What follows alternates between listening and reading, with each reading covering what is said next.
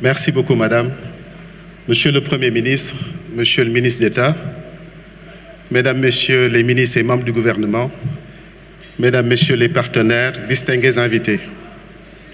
Monsieur le ministre, je voudrais commencer mon propos par vous féliciter très chaleureusement de la pertinence et du caractère très plausible de l'histoire que vous avez commencé, que vous voulez raconter pour notre pays. Je voudrais d'emblée vous témoigner la disponibilité des acteurs du secteur informel à se joindre à vous pour élaborer, écrire ensemble et mettre en œuvre cette belle histoire qui, au finish, permettrait à notre pays de faire face à son avenir. J'ai 3 minutes, je suis venu avec 3 points d'attention. Monsieur le ministre, Monsieur le Premier ministre, vous venez de relever un défi important qui était celui de la formulation de ce plan de redressement. L'autre défi qui nous paraît important est celui de l'appropriation. Nous sommes effectivement engagés et dans la logique de cette appropriation. Toutefois, nous, secteurs dits informels, sommes confrontés à une concurrence rude dans le marché.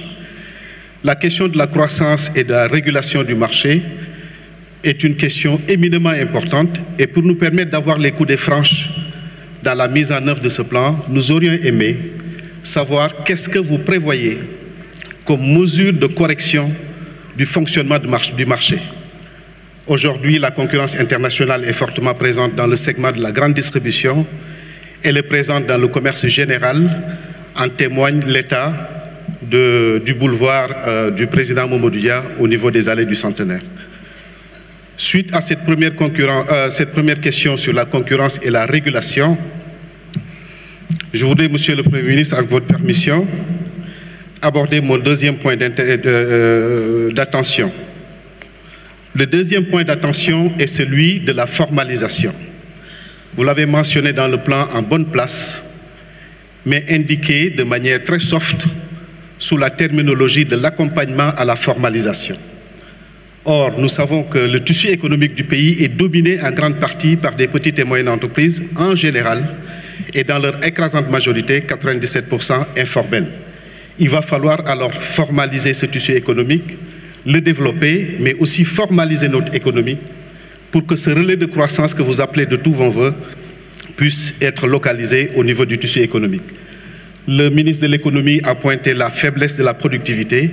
Là également, nous aurions aimé avoir vos plans du point de vue de la formalisation du tissu économique et de sa densification. Dernier point d'attention, Monsieur le Premier ministre, c'est le financement de l'économie et le financement des entreprises. Nous savons tous que l'argent coûte plus cher dans nos pays qu'ailleurs. Dans ce domaine, également, nous aurions bien aimé savoir qu'est-ce que vous réservez comme plan pour l'accès au financement et le financement de l'économie en général, mais fondé dans une logique de préférence nationale. Là également, nous estimons important, puisque nous voulons nous approprier cette vision hautement stratégique de la souveraineté, nous estimons effectivement, Monsieur le Premier ministre, avec mes vœux de succès et de réussite, voilà les points que je voudrais partager avec vous. Merci beaucoup. Merci beaucoup, Monsieur Ousmane Sy Ndiaye, et nous allons passer tout de suite la parole à Monsieur Beydi Agne au nom du patronat.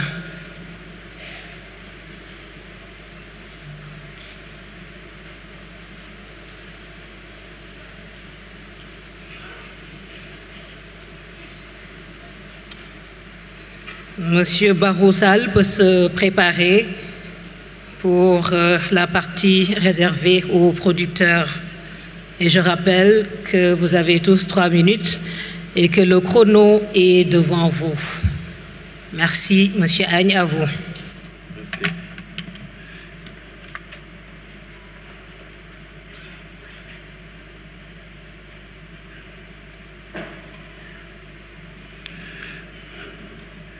Monsieur le Premier ministre, Mesdames et Messieurs les ministres, chers invités, Monsieur le Premier ministre, tout d'abord, nous vous félicitons pour cette initiative et pour cet excellent travail accompli. Bien sûr, nous avons entendu aussi les propos préliminaires de notre ministre de l'économie nous partageons l'essentiel du diagnostic. Donc le secteur privé, à mon nom, vous félicite, vous salue pour le choix de l'action pris par le gouvernement face à la crise économique et financière. Nous venons de suivre avec vous les grandes lignes du plan de redressement économique. Ce plan de redressement présenté appelle à premièrement des réformes. Nous approuvons toutes celles qui améliorent l'environnement des affaires, mais également celles liées à la transparence et à la bonne gouvernance. Le plan de redressement présenté appelle aussi à des efforts supplémentaires consentis par l'ensemble des acteurs, du public comme du privé.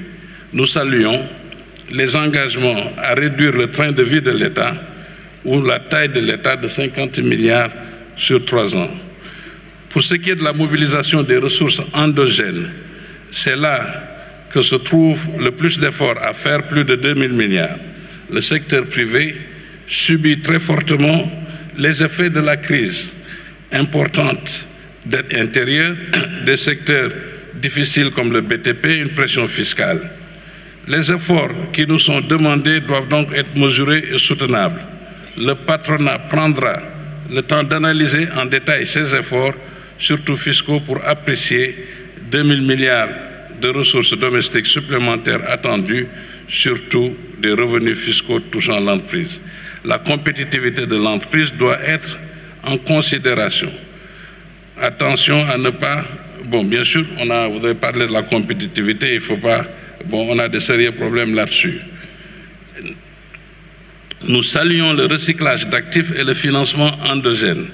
Le secteur privé attend également de ce plan une relance de la machine économique.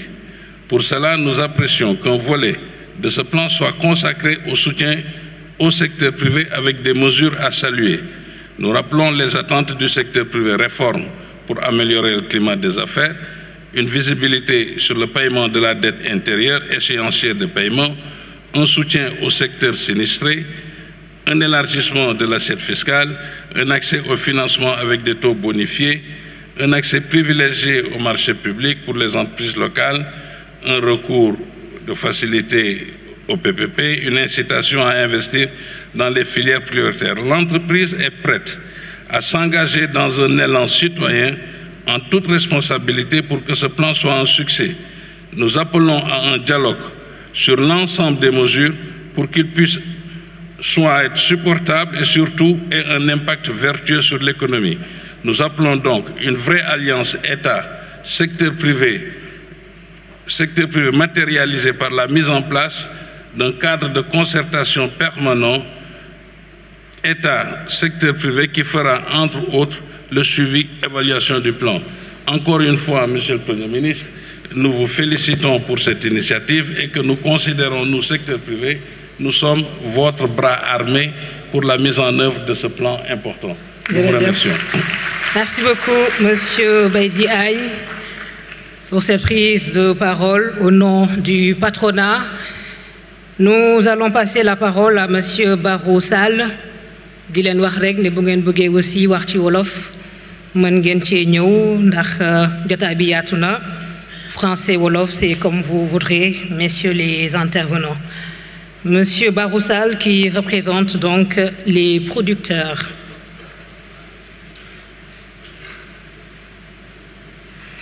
Et nous allons demander à Monsieur Alioune Badara Mbengue de se préparer.